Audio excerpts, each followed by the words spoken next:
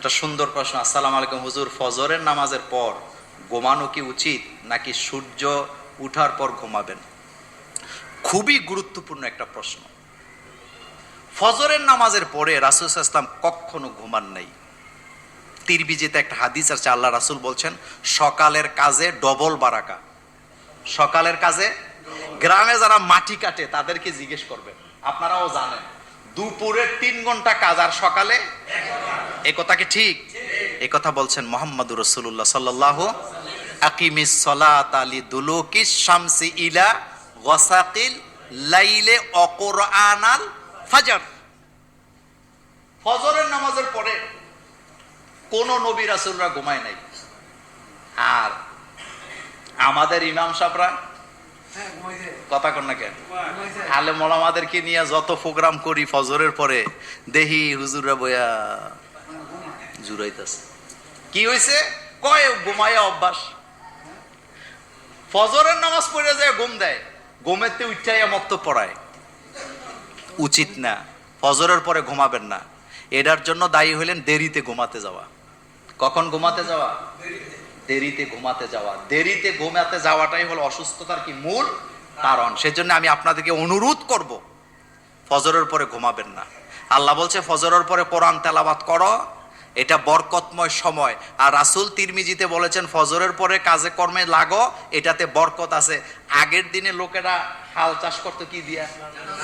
নাঙ্গল কোন সময় লয়ে যেত মাঠে। এখন তো বুঝছেন কথা। এজন্য ফজরের পরে কোনো ঘুম নাই। একটা প্রশ্ন আসছে, শিবির কি, শিবির নাকি রক কাটে? এই নিয়ে আপনার মতামত জানতে চাই। শুনেন, এটা শুনেন, শিবির তো একটা ছাত্র সংগঠনের নাম। শিবির শব্দের অর্থ হলো দল বা তাবু। কথা বুঝেন না? কি দল বা তাবু? তো বাংলাদেশে একটা দল আছে এরকম ছাত্র সংগঠন, এর নাম ইসলামী ছাত্র শিবির। আজকে বলে দিই, শুনেন, আপনি যদি গণতন্ত্রে বিশ্বাস করেন, আপনি যদি বৈষম্যতাকে সমতায় ফিরাতে চান, তাইলে যে কোনো আদর্শ লালন করুক তাকে আপনি কি দিবেন?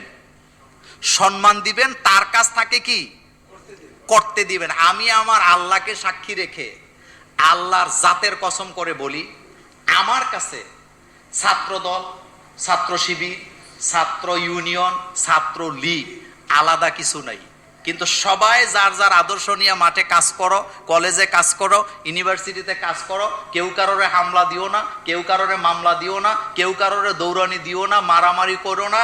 সবার মত আদর্শকে নিয়ে চলতে দাও। এটাই হবে সম্প্রীতি, এটাই হওয়া দরকার গণতান্ত্রিক একটা দেশের কি নীতি। কিন্তু আপনি তকমা দিয়ে অমুকরে ঠেকাও, তমুককে ঠেকাও, কিন্তু ঠেকাইতে ঠেকাইতে নিজের ঘরের ভিতরে শিবির। আমি মোল্লা নাজিম, আমি আল্লাহর কসম করে বলি, কুমিল্লার আওয়ামী লীগের এক নেতা আমাকে বলছে, আমার একমাত্র একটা মেয়ে আছে, আপনি তো তাদের সাথে সম্পর্ক ভালো, একটু শিবিরের ভালো টালো নেতা ছিল, এরকম একটা ছেলে আমার মেয়ের জন্য দেখেন তো। কুমিল্লার কথা বলছি আমি, বাংলাদেশ না। আমি বলছি আপনার মাথা ঠিক আছে? আপনি হলেন চেতনাদারী লোক। কয় হুজুর সব বুঝি। সে নিজে বলেছেন, আমি বিশ্বাস করি যে এই ছাত্র সংগঠনের ছেলের কাছে আমার মেয়ে বিয়ে দিলে অন্তত মাইটাই খাবে না, যৌতুক টৌতুক লাগবে না। আপনি এগুলা বাদ দেন। আপনার কাছে এত, আপনি মাথা গরম হয়ে যান, চোখ রাঙ্গায় ফেলেন একটা দলের নাম শুনলে, তা আপনি তার কাছে গেছেন কখনো? আপনি তো যান নাই। সবাই যার যার আদর্শ নিয়ে ময়দানে থাকুক, আমাদের কোনো আপত্তি আছে? কিন্তু আপনি একটা দলকে নির্দিষ্ট করে নিষিদ্ধ করতে চান কেন? এই বাংলাদেশে কলেজ ইউনিভার্সিটিতে যতবার অন্যায় অবিচার হয়েছে, এই ছাত্র সংগঠন ততবার প্রতিবাদ করেছে। এখন ওদের পরিচয় ঢাকা ভার্সিটিতে পাওয়ার পরে অনেকের আবার ঘুম নাই। আমরা কইছিলাম নি তো, তুই কি কইছ? তুই তো গাঁজা খাওয়াই না দলের মধ্যে ছিলি। জিজ্ঞেস করছে আপনাদের এই দল এটা কি বলে না, বলছে এটা ঢাকা ভার্সিটিতে এটা নাকি রক কাটে। তো সে কি বলছে? গুগলে সার্চ দেন।